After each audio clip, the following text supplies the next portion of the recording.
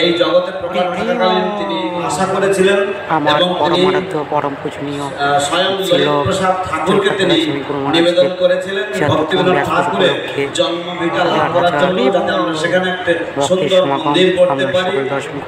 এবং গুরু মহারাজকে তিনি আদেশ দিয়েছিলেন যে এই প্রচেষ্টা চালিয়ে যাওয়ার জন্য বিগত 30 বছরেরও অধিক সময় ধরে। হরে কৃষ্ণ, जय महाराज की জয় Now, শ্রী জয় পতাকা this is a great opportunity given to all of us to हरे राम राम राम हरे हरे।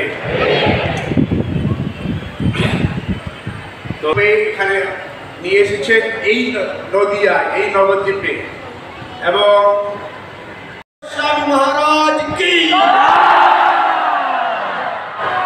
এই ধ্বনি গোলক বৃন্দাবনে শ্রী রাধা গোবিন্দের কুঞ্জেতে এই গায়ে হতে থাকলো। যখন ওখান থেকে রিসিভ করবেন, তখন আমরা হাসতে হাসতে দু বাহু তুলে নিতাই বাউল সুন্দরের ধাম যাত্রা করতে পারবো। জয় জয় শ্রী জয় পতাকা স্বামী গোস্বামী মহারাজ কি।